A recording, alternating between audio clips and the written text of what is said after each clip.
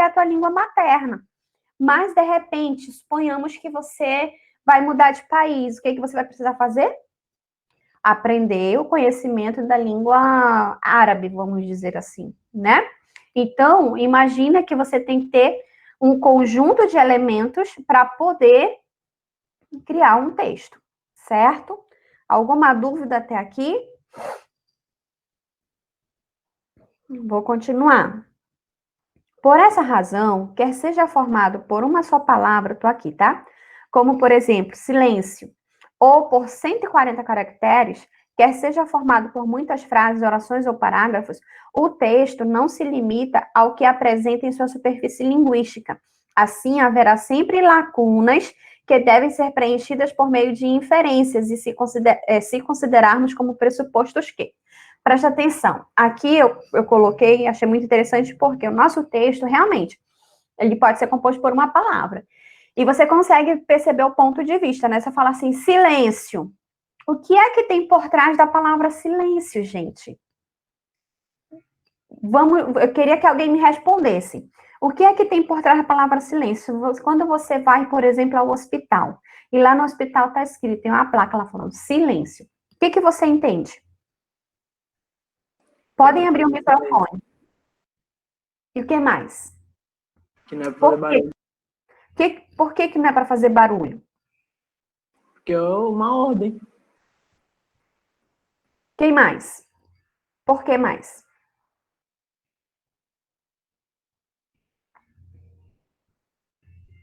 Abram o microfone de vocês. Por que mais que é para fazer silêncio? Porque pode incomodar quem está no hospital. Porque o doente precisa de Silêncio. silêncio. Porque o barulho incomoda, ele vai dar dor de cabeça, ele vai deixar o paciente mais agitado. Não é verdade? Quando você está doente, você gosta de barulho?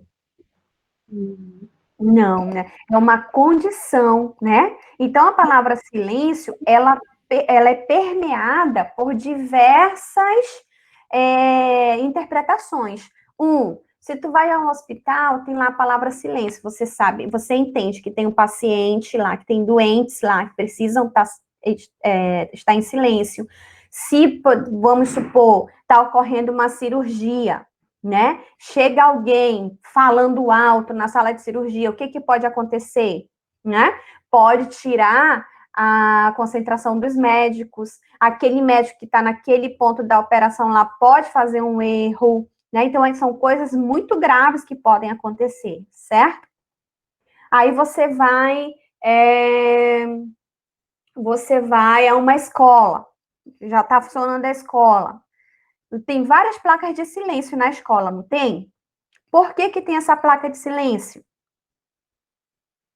O que está por trás dessa placa, dessa palavra, dentro desse torpor? Para que as outras aulas não sejam prejudicadas. Exatamente, para que os outros alunos não sejam prejudicados, para você não tirar a concentração dos outros alunos, né? Exatamente. Então, vocês conseguem perceber a dimensão que tem a palavra silêncio? Quando ele diz aqui, ó, que sempre haverá lacunas que devem ser preenchidas por meio de inferências, é exatamente isso. A inferência está em quem? Está no leitor, né? Está no interlocutor. É o interlocutor que vai fazer as inferências. Você escreveu lá a palavra silêncio, mas cabe a quem? A mim entender qual é a inferência que eu tenho dentro daquela palavra, certo? Por isso que muitas vezes a gente sempre conversa sobre isso. Você escreveu lá uma frase, aí eu te chamei para falar, mas essa frase, o que tu quis dizer com essa frase, né? Por quê? Porque ela pode me dar várias inferências. E pode ser que essa inferência que eu tenha entendido não esteja no texto. E pode ser que a inferência que você tenha entendido, que foi o objetivo que você colocou lá no texto, eu não consiga perceber o encaixe perfeito dessa declaração frasal dentro do texto, tá? Por isso, essas lacunas aqui, elas deverão ser preenchidas. A partir de quê? A partir de técnicas, certo? A partir de técnicas. Nós vamos aqui ver algumas, ok? Então, aqui ele fala assim, ó. Haverá sempre lacunas que devem ser preenchidas por meio de inferências e nós temos que considerar alguns pressupostos, né? O que foi preposto, ok? Vamos aqui adiante. O uso da língua acontece sempre na forma de textos e com um propósito interacional. Então, o uso da língua, como você vai tentar preencher essas lacunas a partir do uso da língua, né? De que forma? De forma coerente, né? De forma coerente e adequada com aquilo que você quer falar, ok? No processo interacional, os sujeitos operam o balanceamento de informações, ou seja, o que explicitar ou implicitar é uma operação sustentada no princípio de compartilhamento de conhecimentos, tá? Então, por exemplo, para você, quando você quer explicitar um termo, você tá adotando uma estratégia. E você também ocultar esse termo é outro tipo de estratégia, tá? Então, por que ele fala aqui no princípio de compartilhamento de conhecimentos? Eu consigo perceber que você está fazendo aquilo propositadamente, ok? Próximo, o texto contém pistas que orientam o preenchimento de lacunas e a produção de sentidos. Daí o argumento de Dascal de que somos todos caçadores de sentido. Muito bem, aquilo que eu falei para vocês. É exatamente isso. Nós somos capazes de produzir sentidos. E nós somos capazes também de caçar esses sentidos. Então, por exemplo, uma palavra ela pode ter variados sentidos. Se ela for verbalizada, piorou, né? Aí é que vai aumentar mesmo a gama de sentidos que a gente pode tirar daquela palavra, certo? Eu posso dizer, numa conversa, eu posso dizer assim, sei. Na outra conversa, pode dizer, sei. Sei! Perceberam os sentidos diferentes? Né? Então, nós somos isso. Nós somos produtores e caçadores de sentido. Nós somos as duas coisas, certo? Tá lá em cima da tua cama. Vai pegar. Vai lá pegar. Vai lá pegar. Meu filho aqui. O próximo. O texto, metaforicamente concebido como um iceberg, apresenta uma parte visível composta pelo linguístico e outra parte que envolve conhecimentos situados numa espécie de base comum que orienta a interação. Composta pelo linguístico, né? Pela escrita, pela textura do texto. E a outra espécie comum da interação é esse contato, né, do mundo que nós temos, ok? Não existe texto sem contexto. Isso aí né, gente? Todo mundo sabe, certo? Então, por que às vezes existe, por exemplo, você vê uma tirinha, né? E aí você fala assim, eu não entendi essa tirinha. Por que eu não entendi a tirinha? Porque eu não conheço o contexto da tirinha, entenderam? Então, muita gente passa por isso. Ah, professora, mas então como eu tenho que entender os contextos de todas as tirinhas? Gente, saber o contexto de todas as tirinhas é pouco difícil, né? De todas as tirinhas. Porém, quanto mais você produzir leitura, menos chance de não saber aquele contexto você vai ter. Deu para entender? É por isso que a leitura, ela não é algo atrelado à escola. A escola, ela faz de tudo para o aluno ler, mas não é uma função atrelada à escola, tão somente à escola. Você tem que ler porque você precisa estar atualizado diante desse mundo que é tão veloz, né? E também porque você sabe que a leitura te abre muitas portas, você vai ter um vocabulário muito vasto, você vai ter competência de falar sobre diversos assuntos, e é tão legal você entrar numa roda de conversa e ter essa capacidade de conseguir desenvolver um pensamento, né? Mesmo que você não seja daquela área, nossa, e inclusive, não sei se vocês já perceberam, não sei se vocês conhecem pessoas assim, que são capazes de fazer esse tipo de interação, e que você fala assim, nossa, como essa pessoa é inteligente.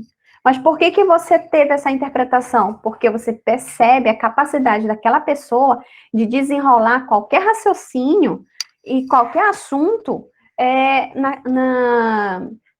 aliás, qualquer raciocínio diante de assuntos abordados, independente de se a área dele ou não é verdade?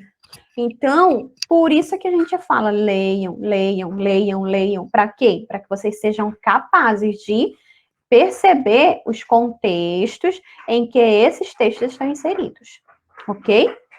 Este último, em ampla acepção, envolve o linguístico, a situação imediata de interação, o entorno sociopolítico e cultural e a bagagem cognitiva dos interlocutores. Muito bem.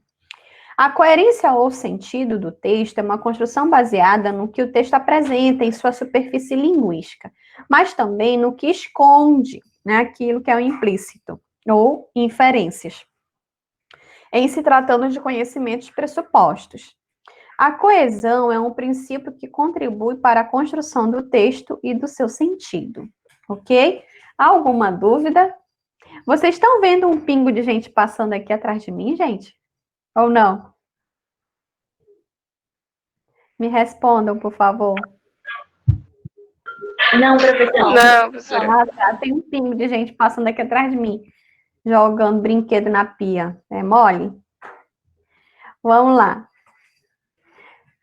Que é coesão. Gente, até aqui, alguma dúvida? Não. Tá tudo tranquilo? Sim, professora. Tá bom. Então, vamos continuar aqui no próximo slide. Então, vamos lá. O que é coesão textual? Para discutir a questão, vamos ler o texto do exemplo 1, tá? O exemplo 1 diz o seguinte: a Folha é contra as cotas raciais. Eu também. Mais abaixo tem uma frase. Essa frase diz assim, deixa eu ver se eu consigo fazer a apresentação de slide. Não deve haver reservas de vagas a partir de critérios raciais, seja na educação, seja no serviço público. São bem-vindos, porém, experiências baseadas em critério social objetivo, como renda ou escola de origem. Tá, vamos aqui. Voltar para cá, que eu quero. Isso. Aqui. Observe. Observamos no texto...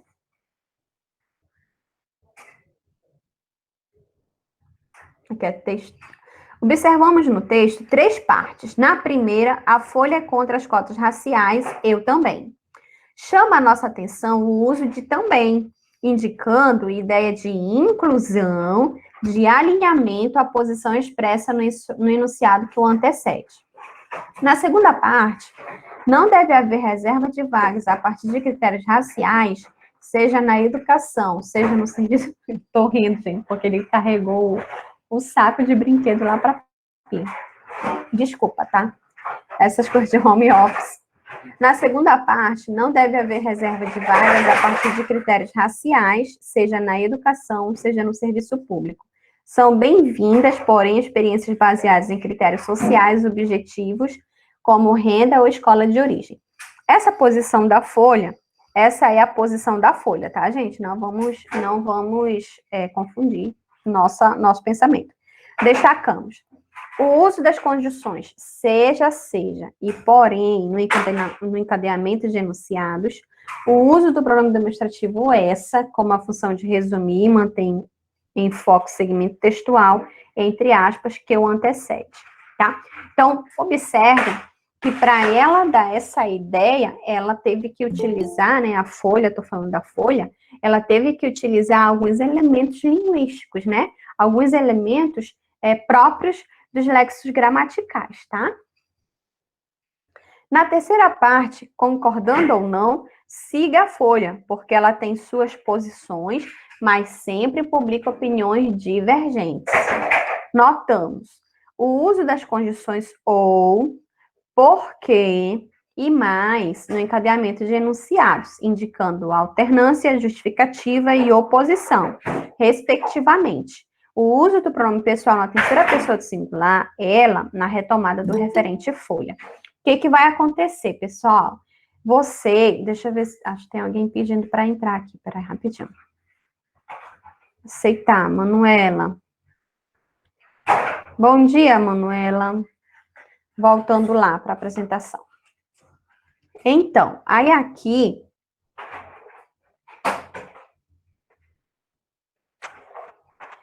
Então, vocês perceberam que ela vai utilizando palavrinhas que são do nosso conhecimento, né? Mas eu coloquei para quê? Para você realmente perceber que você não está só, né? Que você utiliza esses meios, mas todo mundo utiliza também. E você pode brincar com essas palavras, tá? Vocês perceberam o sentido que eles colocaram aí, né? Por quê? Porque eles colocaram essas palavras no lugar estratégico, certo? E na área de vocês, eu vou pedir exatamente isso. Eu vou pedir que vocês interpretem, ok? A colocação dessas palavras, certo? E eu vou querer respostas assim, bem formuladas, tá? Continuando. Então, o que é coesão? Numa retomada dos estudos que realizou Presley em 81 e Belgrand em 1997, defende que a coesão é a maneira como, numa sequência... Ei, sai daí. É a maneira como, numa sequência, os elementos da superfície textual se encontram relacionados entre si através de marcas linguísticas. Deu para entender, pessoal? Então, a coesão vai seguir elementos, esses elementos vão respeitar uma sequência, e esses elementos estarão na superfície, ou seja, estarão aparentes no texto. É o que a gente vai enxergar no papel, tá? Vai lá pegar na cama. Ancorada no estudo desses autores, Koch diz o seguinte: a coesão é a forma como os elementos linguísticos presentes na superfície textual se interligam e se interconectam por meio de recursos também linguísticos, de modo a formar um tecido, né, uma tessitura, uma unidade de nível superior à frase que dela difere qualitativamente. Voltando ao exemplo 1, vimos que a conexão entre as partes do texto pode acontecer de duas grandes formas. Primeira forma, por remissão a referentes do texto ou ancorados no texto, como discutiremos mais adiante, coesão referencial, e por sequenciação, coesão sequencial. Nós já sabemos o que é uma coesão referencial e o que é uma coesão sequencial, sim ou não? Quem ainda tem dúvidas sobre esse assunto? Coesão referencial e coesão sequencial. Pode abrir o microfone. Pode explicar o que é isso, professora? Eu fiz essa pergunta propositadamente, tá, gente? Aqui eu vou preparar um material para a gente realmente tirar a dúvida de uma vez por toda sobre coesão referencial e coesão sequencial, tá certo? Então, não se preocupem, gravem bem esses dois elementos, que serão elementos da nossa... acho que... Deixa eu ver se aqui já tem alguma coisa. Ai, pera lá. Deixa eu ver. Sim, nós já vamos começar a coesão referencial, mas é só na outra aula que a gente vai terminar a sequencial, se eu não me engano. Mas se der tempo, também não tem problema agora, tá bom? Então, vamos aqui para a nossa coesão referencial. Gente, palavra referencial remete a um termo. Qual é o termo? Referente. O referente é aquele elemento que está sendo evidenciado dentro do texto, ok? Se eu digo assim, o João é bonito, ele sua beleza como eu posso dizer, perfeita. Quem é o referente das duas frases? João, certo?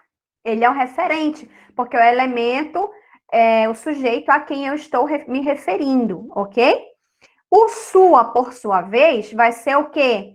Um elemento de sequência referencial, porque eu estou utilizando o sua, certo? para falar de quem? Da beleza do João, certo? Vamos aqui. Coesão referencial. Nos momentos iniciais da linguística de texto, a coesão referencial era entendida como a forma pelo qual podíamos remeter um elemento linguístico a outros elementos no interior do texto. A remissão podia ocorrer em movimento retrospectivo, que é o anafórico, ou em movimento prospectivo, que é o catafórico, termos que vocês já conhecem.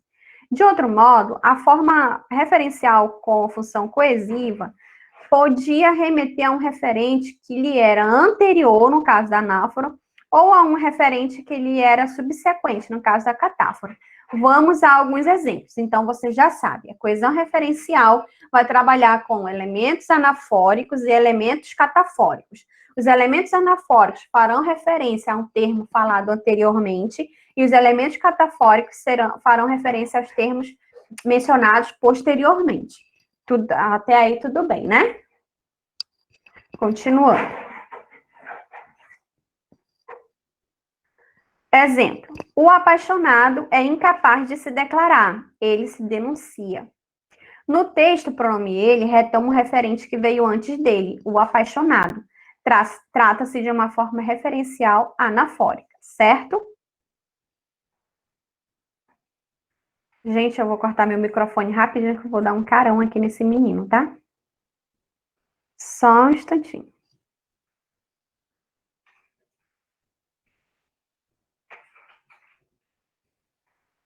Cadê eu? Sai daqui, menino.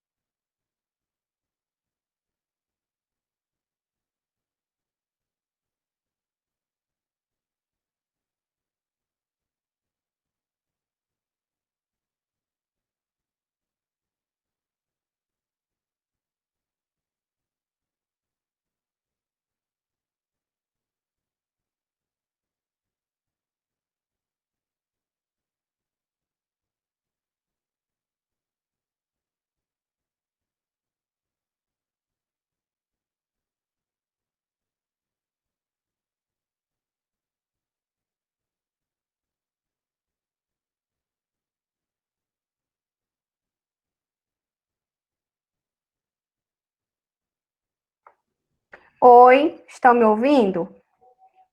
Vou continuar. Sim. Desculpa, tá, gente? Ao vivo tem disso. Vamos para o próximo exemplo, ok? Tá.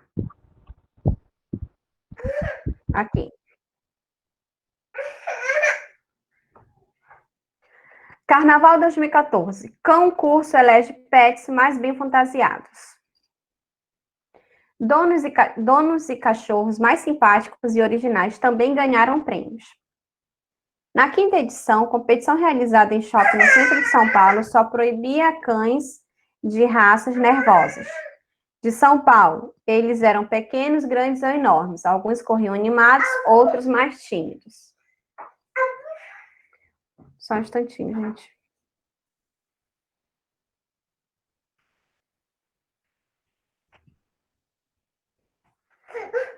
Ai, Dondon, só você, Dondon. Toma. Outros mais tímidos, deitavam no chão, todos eram cães de raça, estavam fantasiados para desfilar em um shopping. No exemplo 3, os pronomes eles, pessoal do caso reto, alguns e outros, pronomes indefinidos, remetem a referente que vem depois deles, cães de raça. Trata-se de um procedimento catafórico, cujo efeito de sentido é despertar a curiosidade do leitor, assim prender-lhe a atenção, visto que o referente só é anunciado mais adiante.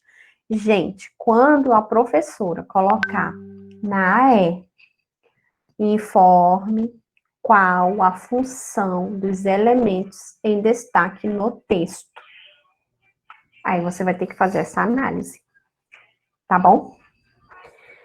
Ah, lá tem o pronome, lá tem o alguns, tem o outros. Vai falar desses elementos que aparecem, vai falar que são elementos de coesão referencial e vão falar a função deles. Ok? Deu para entender? Continuando.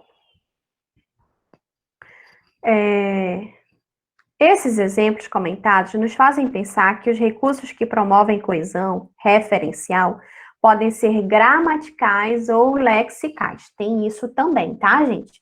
Então, os elementos de coesão referencial, eles vão ser gramaticais ou lexicais. Professora, qual é a diferença entre gramaticais e lexicais? Que eu não sei. Vou falar também, tá? Entre os elementos de ordem gramatical capazes de criar coesão referencial, podem ser descritos que apresento nos exemplos de 4 a 8, tá? Então, os exemplos de 4 a 8 são elementos de ordem, são elementos coesivos referenciais de ordem gramatical, tá? Primeiro, pronome. Pronome, ele não é uma classe gramatical, por isso que ele é um elemento gramatical, tá? Ele é um elemento de coesão referencial? Sim. Por quê? Porque ele faz referência ao referente, né? Ao termo em estudo, ao termo em destaque. Essa referência, lembre-se, novamente, ela pode ser anafórica ou catafórica, né? Como a gente viu nos 2 exemplos anteriores, certo? Então, com o pronome, a derrota do Minotauro. Quando os atenienses chegaram a Creta, a filha do rei Minos, Ariadne, apaixonou-se por Teseu, ofereceu-lhe ajuda em troca da promessa de casamento, dando a ele um novelo de cordel. Teseu amarrou uma das pontas na entrada do labirinto e entrou, liberando a corda conforme caminhava no meio do labirinto. Lutou contra o Minotauro e o matou. No exemplo 4, os pronomes destacados pessoais do caso oblíquo, lhe, e o pessoal do caso reto, ele, são o quê? Anafóricos. Retomam e mantêm focos referentes Teseu e Minotauro. Perceberam a análise? É assim que eu vou querer que vocês façam a análise, tá? Eu vou passar um exercício para vocês fazerem esse tipo de análise para mim, tá ok? Esse exercício vai compor uma notinha que vai valer 1 ponto, tá? Eu vou fazer uma sequência de atividades e essas atividades somadas vão valer 1 ponto, ok? Deixa eu ver se tem alguém querendo entrar. Tem não. Vamos adiante. Vamos adiante. Numerais. Olha aqui os numerais. Buda. Maria de Fátima da Silva, mãe da bailarina DG, do bailarino DG, assassinado em circunstâncias ainda não esclarecidas, é medalhista de natação em águas abertas. Andréa Beltrão, minha parceira em tapas e beijos, é colega dela na turma de nado no posto 6 de Copacabana. Andréa mora na Atlântica, Maria de Fátima no morro do Cantagalo, mas as duas desfrutam do mesmo mar, junto com as tartarugas, os peixes e os sacos plásticos. A expressão as duas, que tem como núcleo o numeral cardinal, olha que interessante, o cara faz uma viagem, né? Remete aos referentes introduzidos anteriormente, Maria de Fátima da Silva e Andréa Beltrão. Percebeu? Com artigos. Chico na Alemanha. Não me ocorreria escrever esse livro com minha mãe viva, diz Chico a Piauí deste mês. Na única entrevista à imprensa sobre o romance O Irmão Alemão, que frequentou o topo das listas de mais vendidos em 2014. A revista acompanhou o escritor numa viagem à Alemanha após a descoberta do irmão Sérgio Quinter, filho de um namoro da juventude de seu pai Sérgio Buarque, de Holanda. Nas formas nominais referenciais à revista e o escritor, o artigo definido indica que se trata de referentes já apresentados no texto e facilmente identificados. A revista Piauí, o escritor Chico. Gente, aqui muito fácil. Quando você utiliza um artigo o, a, os, as, você já sabe exatamente a quem se refere, né? É um artigo definido. Então, quando ele é definido, o substantivo logo é definido também. Isso supõe dizer que você já sabe de quem se fala, tá? Quando você utiliza uns, umas, são artigos indefinidos. Então, você não sabe necessariamente quem é o sujeito, quem é o substantivo. Isso aí você aprendeu quando? Lá na segunda série. Aí, professor, aprendi isso na segunda série. O que você está fazendo até agora? É um mecanismo de coesão, gente. E você pode utilizá-lo, tá? Advérbios locativos. Que é isso? Contra o hiperativismo parental. A seção de puericultura da Livraria Cultura traz 2.038 itens. Ali abundam títulos como Criando Filhos Vitoriosos ou Como Multiplicar a Inteligência do Seu Bebê. Será que pais têm realmente todo esse poder sobre o futuro de suas crianças? Segundo exemplo. Fui fazer faculdade nos Estados Unidos em 1995 e depois voltei para mais 2 anos de mestrado lá. Saí mais otimista em relação ao Brasil do que quando cheguei. Observem, o advérbio ali, no exemplo 7, e o advérbio lá, no exemplo 8, funcionam coesivamente, pois remetem aos referentes antes introduzidos.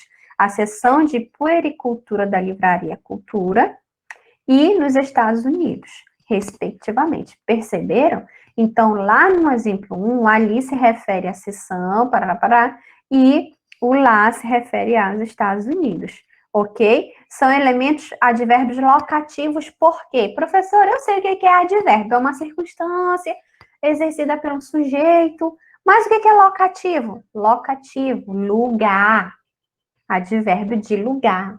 A palavra locativo é um sinônimo de lugar, tá bom?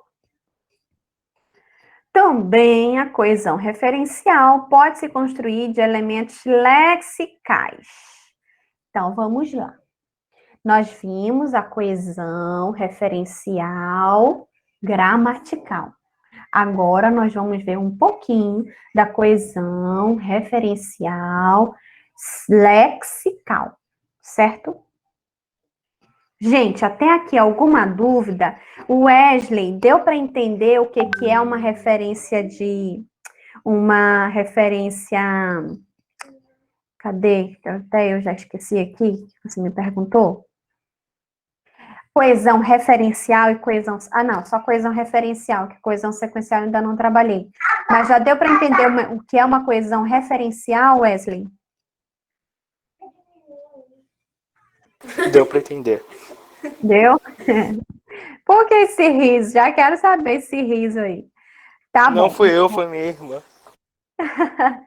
Eu percebi que era alguém rindo. Ei, então deu para entender o que é a coesão referencial, né?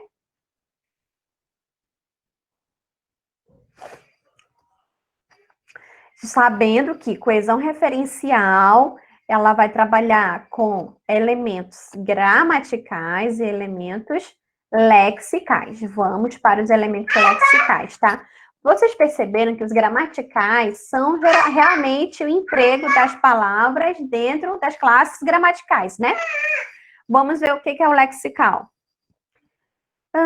Algumas estratégias que podem ser responsáveis por esse tipo de coesão, quando empregados com a função de reiterar referentes textuais, são apresentados a seguir. Então, quando você utiliza repetição total ou parcial de um mesmo item lexical, de mesmo item que está dentro do mesmo sentido, você trabalha a referência, a coesão referencial lexical, tá? Por exemplo, desmantelo só quer começo. 11 controles remotos. Eis o surpreendente saldo da minha faxina. 11 controles remotos que há muito já não controlavam, mesmo que remotamente coisa alguma. Observem, ao invés dele utilizar um elemento, um pronome, um advérbio, um numeral, ele optou por utilizar uma porção, tá? Uma porção de elementos. Essa porção de elementos é um léxico. Então, por exemplo, 11 controles remotos. O que significa 11 controles remotos? Um léxico que me diz que é 11 controles remotos, um sentido, tá? É uma porção de palavras que me indicam a informação que ele quer me dar, que são 11 controles remotos. E isso ele faz o quê? A repetição desse elemento. Pode ser total ou parcial, ok? O importante é que ele se repita dentro do texto, certo?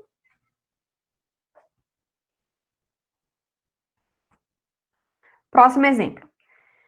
Outra situação de coesão referencial lexical, quando você utiliza sinônimos ou quase sinônimos, tá? Mais uma vez, léxico, palavra que tem o mesmo sentido ou que faz parte do mesmo campo semântico, tá? Folia e foliões. Pensei em 2 assuntos para esta crônica. O carnaval é a estupefação da sociedade com a eleição dos novos presidentes do Congresso. Refletindo com certa calma, verifiquei que os 2 temas, aparentemente tão conflitantes, no fundo são a mesma coisa. Aquilo em tempos idos chamavam de folia, tá? Então, observem. Pensei 2 assuntos. Pensei nos 2 temas. São elementos do mesmo campo semântico, ok? Eles são quase sinônimos. Ou sinônimos. Tá bom? Olha aí. Certo? Ah, professora, aqui eu não poderia dizer que são 2 numerais? Que é o numeral? Não, tá? Porque lá indica realmente o numeral. Aqui não. Tá? Professora, Oi. desculpa interromper, mas aqui o tempo Pode meio falar. que acabou. Ih, acabou? Aham. Ainda não caiu não, né? Não, Ah, tá bom. Então, vamos lá. Na próxima aula, eu vou colocar uma atividade para vocês lá no AVA, tá bom? Para vocês me entregar. Eu vou colocar como tarefa para vocês me entregarem lá no AVA. E depois o Pedro, tu me repassa esse vídeo por e-mail para eu colocar lá no AVA? Cadê o Pedro? Ei, menino legal. Tá, gente? Então, vamos fazer o seguinte. Vou fazer uma atividadezinha, vou explicar tudo como é que é para fazer lá no AVA. E vou também agendar nossa próxima aula já lá pelo Zoom novamente, que é para gente poder, para eu poder gravar a aula, como eu sempre estava fazendo, certo? Pessoal, alguma dúvida até aqui? Tá tudo certo? Oi? Alguém por aí? Tá tudo acho certo, que tudo professora. certo. Tudo certo. Ah, ótimo. Sem dúvida. Tava me sentindo tão sozinha. Tá bom, gente. Então, obrigada, Carol, por me avisar sobre o tempo. Eu adoro vocês, porque vocês são, assim, maravilhosos, me ajudam em tudo, tá? A professora tá morrendo de saudade de vocês. Ai, meu Deus do céu, coisa mais linda. Tá? E aí, na próxima aula, a gente continua esse assunto, certo? Um beijo a todos, um bom final de semana. Eu estou lá no AVA para qualquer dúvida. Estou corrigindo as provas de vocês também, tá? Um pouco de paciência, porque eu estou com um monte de coisa para fazer, certo? Beijos e até a próxima Tchau, professora. aula. Tchau, tchau. Tchau, professora. Tchau, professora. Tchau, professora. tchau, gente. Tchau, professora. Tchau, princesa. Tchau, professora. Tchau. Tchau, professor.